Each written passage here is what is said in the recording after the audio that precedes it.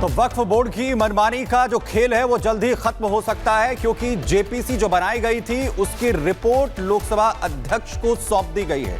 दरअसल जेपीसी के अध्यक्ष जगदम्बिका पाल ने रिपोर्ट जो है वो लोकसभा अध्यक्ष को जहां दी है, तो वहीं कल सदन के पटल पर भी उस रिपोर्ट को जगदम्बिका पाल रखेंगे। और जिसके बाद ये कहा जा रहा है कि जो तैयारी है वो मनमानी पर रोक की है, जो जल्द ही खत्म वक्फ बोर्ड की क्या यहां पर होगी, जरा देखिए।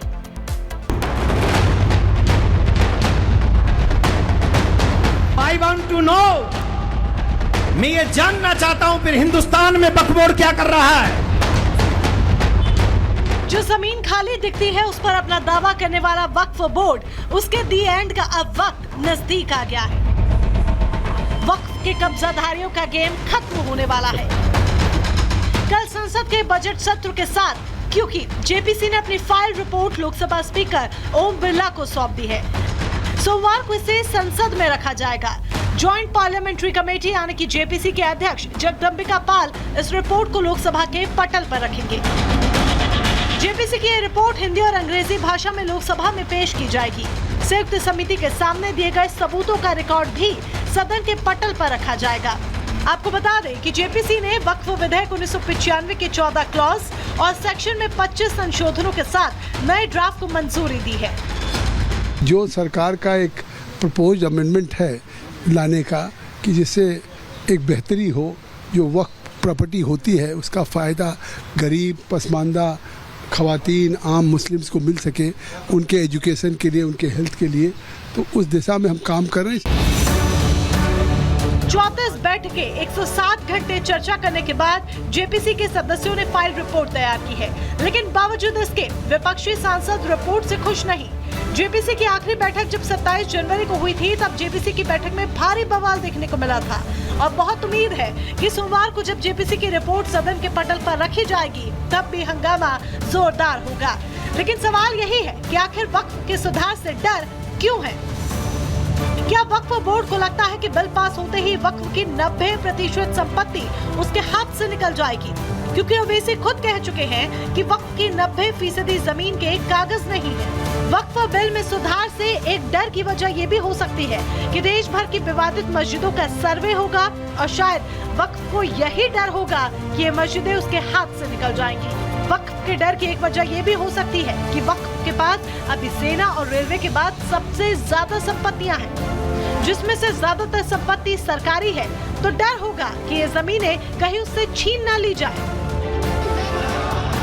पारा गर्म है, लेकिन तय है कि लोकसभा के बजट सत्र में वक्फ संशोधन बिल जरूर पेश होगा और वक्फ की मनमानी भी रुकेगी। Bureau report, Republic Bharat.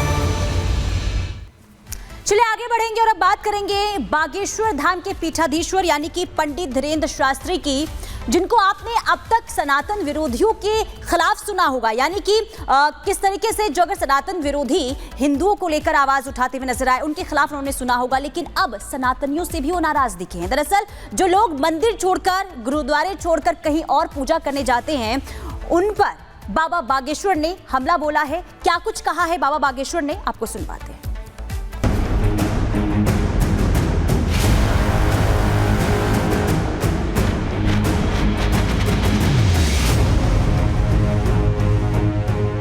Bageshwar Dham के प्रमुख पंडित धीरेन्द्र शास्त्री का लक्ष्य है हिंदू राष्ट्र। मकसद है जाति का भेद मिटाकर सनातनियों को एकजुट करने का और प्रहार करने का सनातन विरोधियों पर। लेकिन बाबा बागेश्वर इस बात सनातनियों से ही नाराज हैं। वजह है कि कुछ लोग हिंदू धर्म को ना मानकर दूसरे धर्मों में आस्था रखते हैं। बाबा बागेश्वर कहते हैं कि मंदिर छोड़कर कहीं जाने की जरूरत नहीं है, कहीं भी दूसरी जगह हाथ जोड़ने की जरूरत नहीं है। विश्वास हनुमान जी महाराज और बालाजी महाराज पर रखो, सारे संकट दूर होंगे।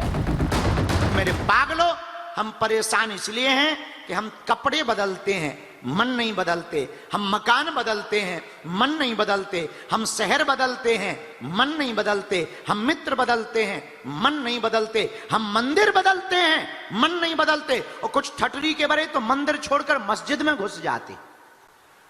हाँ, वो वहां पर भी हाथ जोड़ लेते हैं। भैया, मंदिर बदलने से तुम्हें कृपा नहीं होगी, मन बदलने से तुम्हारे ऊपर कृपा होगी।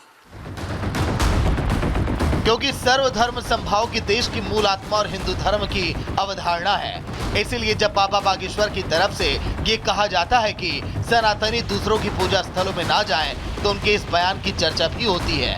कुछ लोग बाबा बागेश्वर के बयान को नफरत पैदा करने वाला बताते हैं। यहाँ हिंदुस्तान में हर आदमी को आज़ादी है, चाहे वो मंदिर जाए, चाहे वो मस्जिद जाए, चाहे वो गुरुद्वारा जाए, चाहे वो चर्च जाए। यहाँ का संविधान इतना अच्छा है, इतना खूबसूरत है कि हर आदमी को अपने मन से और अपने तन से किसी भी मज़हब पर अमल करने की इजाज़त देता है। लेकिन 2014 के बाद में जिस तरह से हिंदू धर्मगुरुओं के आंखों पर कंटोप लगा है और वो सीधा बीजेपी की लाइन लेना चाहते हैं, बीजेपी को आगे बढ़ाने की बात करना चाहते हैं, मैं समझता हूँ ये अच्छा नहीं है। ऐसा नहीं है कि पंडित धीरेन्द्र शास्त्री की तरफ से पहली बार इस तरह का बयान आया हो। वो अक्सर सनातन विरोधियों पर हमलावर रहते हैं, लेकिन इस बार उनके बयान की चर्चा कुछ ज्यादा ही हो रही है।